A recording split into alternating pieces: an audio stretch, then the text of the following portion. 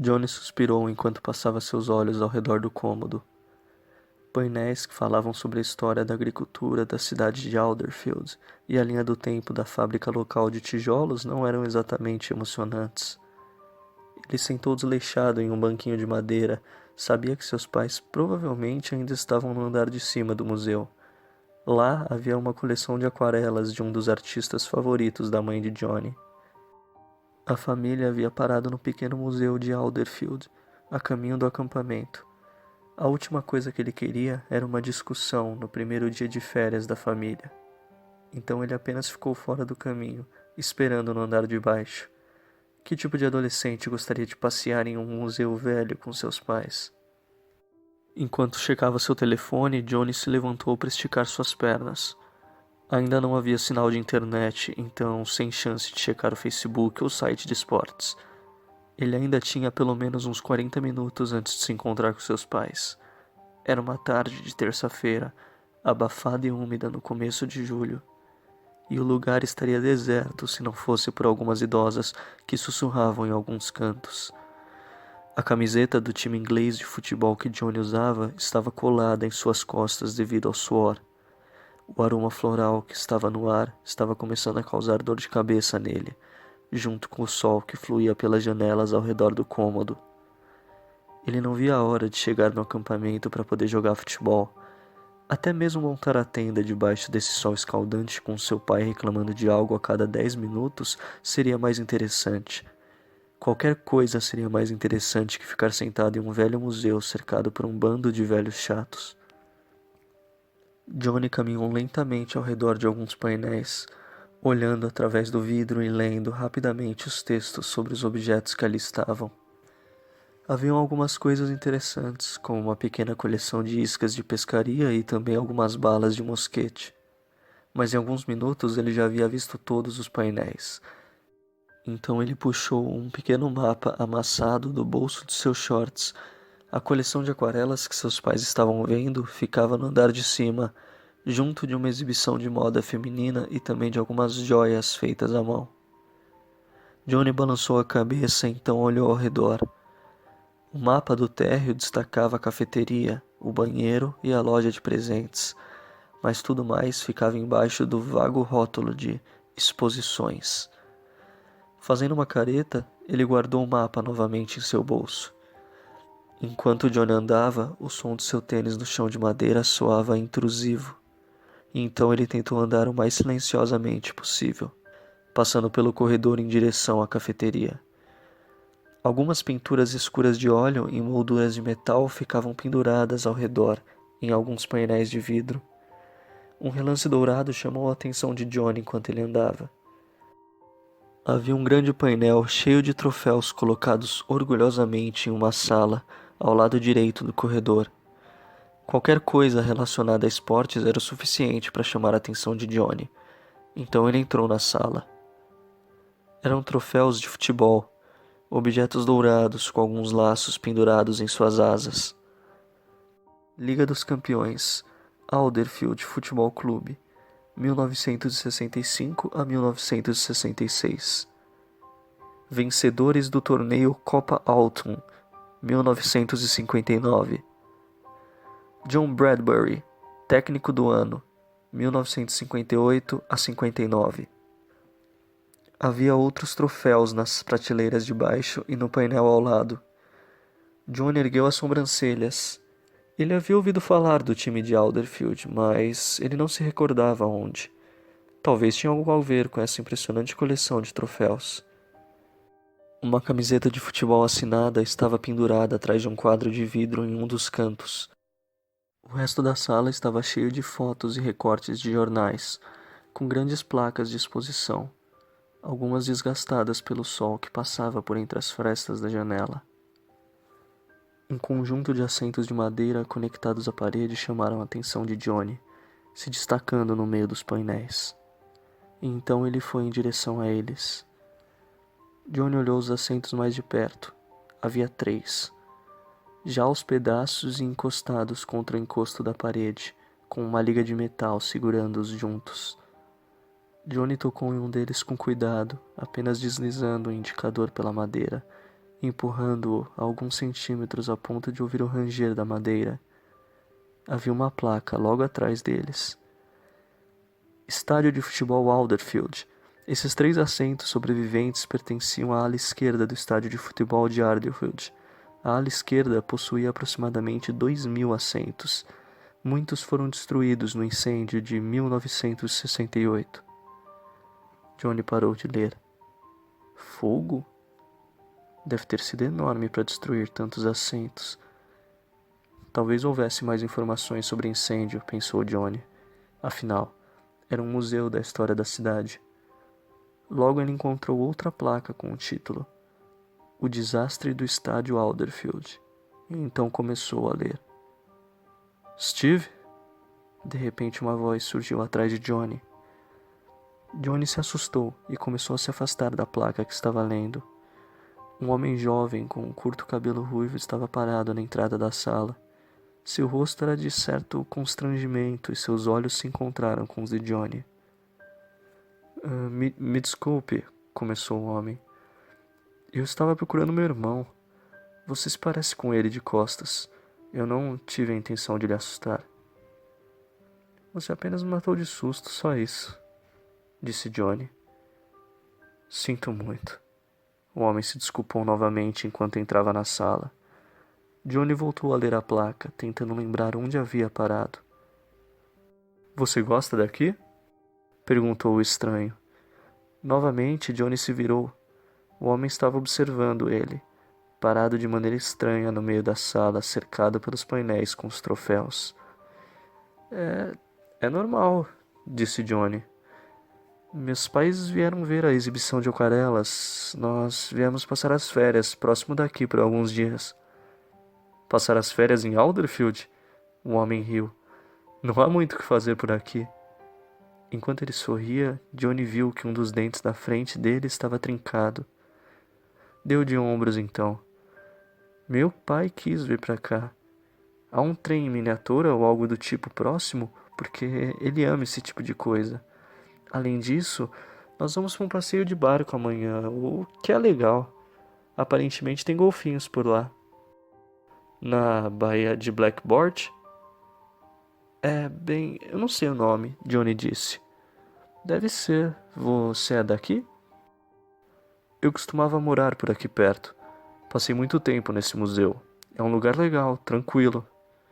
O homem estava inspecionando alguns dos troféus que Johnny olhou mais cedo. Por sinal, eu sou Ed. Eu sou Johnny. Eu estava indo para a cafeteria quando vi essa sala com um tema de futebol, então achei melhor dar uma olhada. Posso ver que gosta de futebol. Gostaria que eu falasse um pouco mais sobre tudo isso? Desse um pequeno tour? Ed ofereceu enquanto olhava para a camiseta de Johnny. Johnny olhou as horas em seu celular. Ele ainda tinha bastante tempo antes de se encontrar com seus pais. Claro, por que não? Ele disse. Se não me engano, abriu logo após a guerra, por volta de 1949. Começou Ed. Era o maior estádio da região. Veja, é uma pequena cidade de mineradores. Todos os mineiros e suas famílias costumavam assistir aos jogos. Eu acredito que até mesmo alguns dos jogadores trabalhavam nas minas durante a semana. Tem algumas fotos por aqui. Ed apontou para um dos painéis. Você pode ver como costumava ser. Johnny olhou para as fotos. Pessoas sorrindo, balançando seus cachecóis listrados de onde sentavam nas grandes fileiras do estádio. Jogadores com bigodes, com camisetas enfiadas dentro dos shorts. O lugar ficou velho após algumas décadas. Havia grandes blocos de assentos decaindo na ala norte. Eles contrataram pedreiros baratos, um bando de cowboys. Fizeram o melhor que puderam para consertar o lugar, mas havia um limite do que podiam fazer, porque a estrutura em si era o problema. Ed estava gesticulando, apontando para algumas fotografias enquanto falava.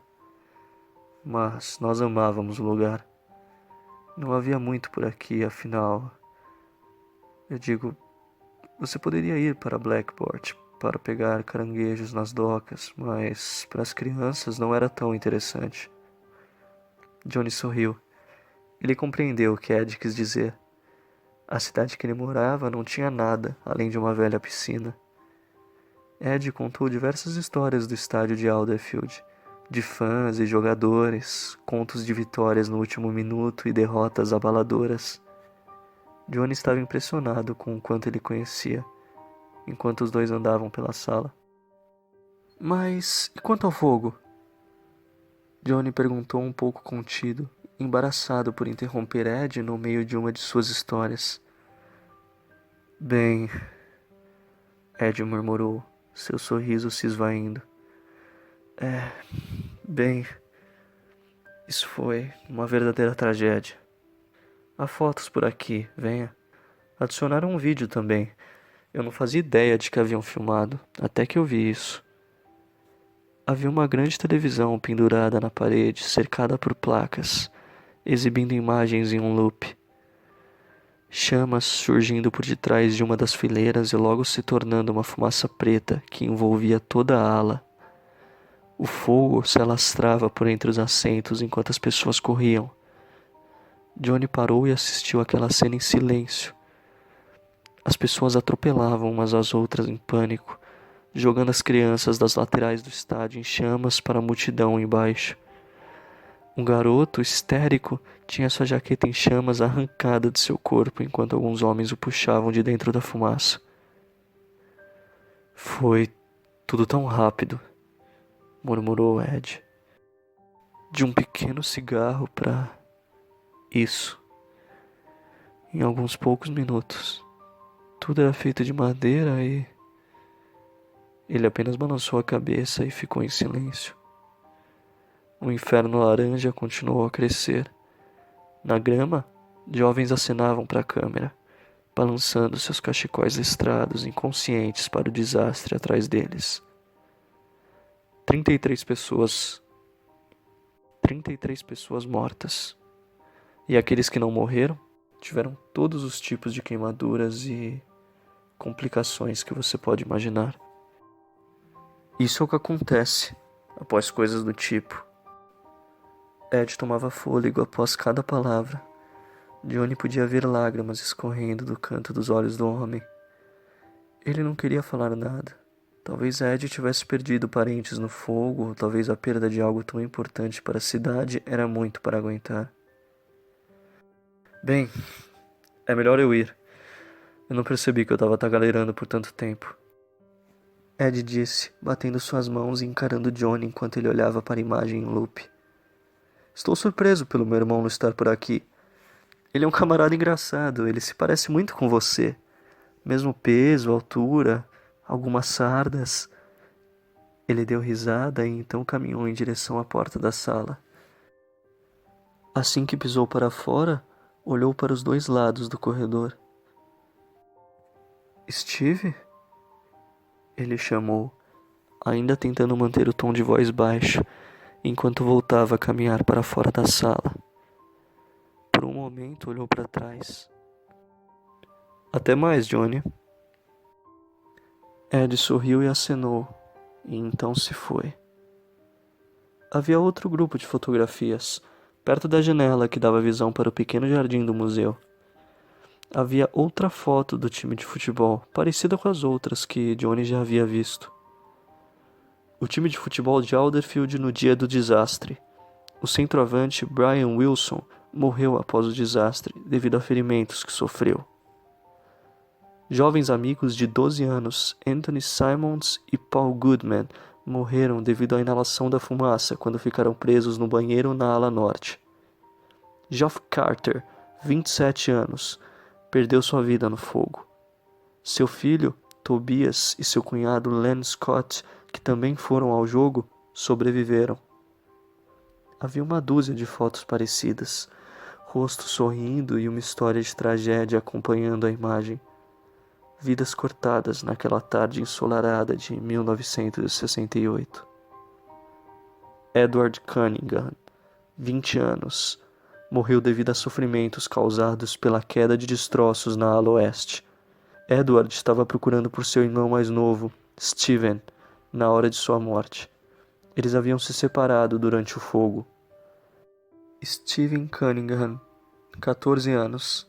Um membro do time juvenil de Alderfield. Também faleceu no desastre. Havia uma foto de um jovem que se parecia muito com Johnny.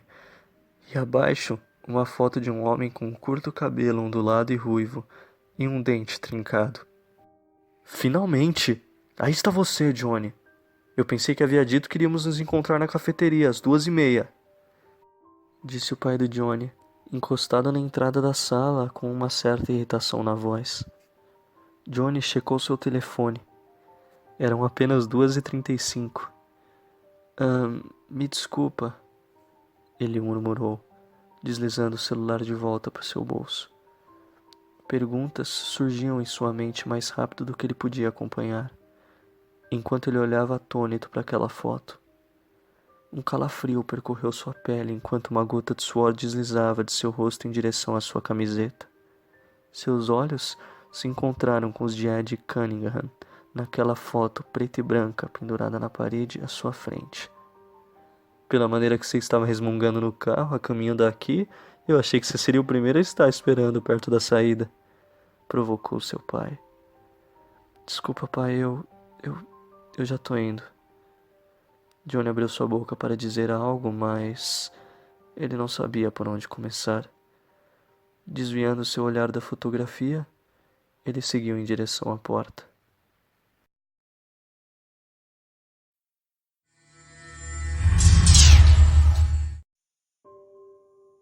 Somos todos mortais.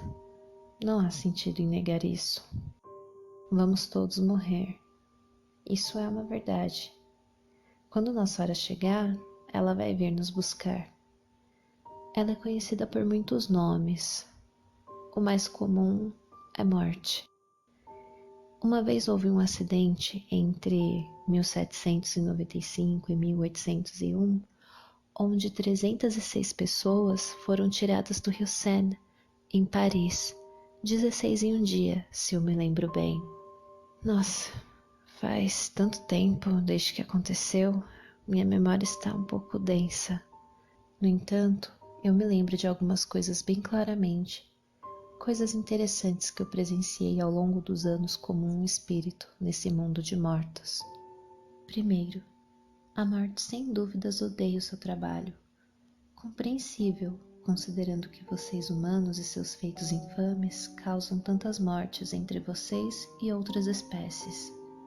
Sem mencionar todos os desastres que constantemente acontecem, e guerras, doenças, experimentos cruéis, acidentes fatais e, claro, suicídio. Sim, suicídio. Isso lembra a mim.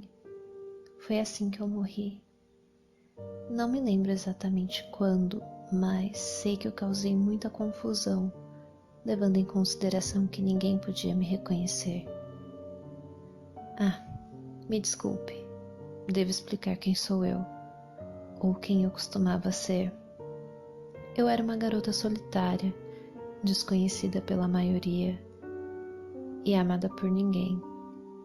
Não me lembro muito sobre minha vida além disso, mas isso é normal de acordo com a morte. É mais comum que nos lembremos de nossa morte, e disso eu com certeza me lembro. Como eu poderia esquecer? Foi minha própria escolha, afinal. Você deve estar se perguntando por quê. É bem simples, na verdade. Era uma vida horrível, e honestamente, eu não via outra solução além de tirar a minha própria vida. Quando você vive em condições tão terríveis, sozinha, sem ninguém para lhe confortar, você tende a tomar o rumo mais fácil. Bem, não demorou muito para eu cometer suicídio. Eu tinha 14 anos, eu acho. O tempo não importa muito quando você está morto. Mas a parte engraçada é que quando fui em direção ao rio, pensando em me afogar, eu não hesitei nem por um segundo. Eu apenas entrei na água, fui o mais fundo que pude e me forcei a permanecer embaixo d'água. Foi excruciante a princípio. A necessidade de respirar esmagava minha mente. Meu coração batia cada vez mais rápido e meu pulso foi parando lentamente. Mas depois, tudo pareceu tão certo. A necessidade de respirar se dissipou. Eu me acalmei e não precisava lutar mais. Então ela veio, a morte. Ela me disse que ninguém se lembraria de mim e que eu havia escolhido um caminho triste. Mas também disse que quando minha alma se juntasse a ela, eu me sentiria bem melhor e eu pertenceria a um lugar onde as pessoas me conheceriam. Isso me fez sorrir. Fechei meus olhos lentamente e me entreguei à morte. Foi a melhor decisão que eu já tomei e também a última. Eu devo lhe avisar. Ser um espírito não é um mar de rosas. Acredite em mim. É melhor viver o máximo possível aguentando a dor do que fazer como eu e acabar com tudo rápido demais. Ah, e antes que eu me esqueça, sabe esse sentimento repentino de calafrios e a terrível sensação de terror que percorre seu corpo algumas vezes? Não são seus familiares que morreram. São espíritos malignos. Nós os chamamos de exilados, porque nem mesmo a morte deseja ficar perto deles. E é bom que saiba, eles podem lhe assombrar, assustar, traumatizar, podem até mesmo te matar. Mas você está seguro, por enquanto. Os exilados apenas te rodeiam quando você está sozinho, mas você, bom, você que está me ouvindo, você nunca está sozinho. Eles estão sempre com você. Na verdade, se eu fosse você, eu tomaria cuidado antes que... Pequena Anne, você não quer assustar essas pobres inocentes pessoas. O tempo virá, mas não é você quem decide quando. Esse é o meu trabalho.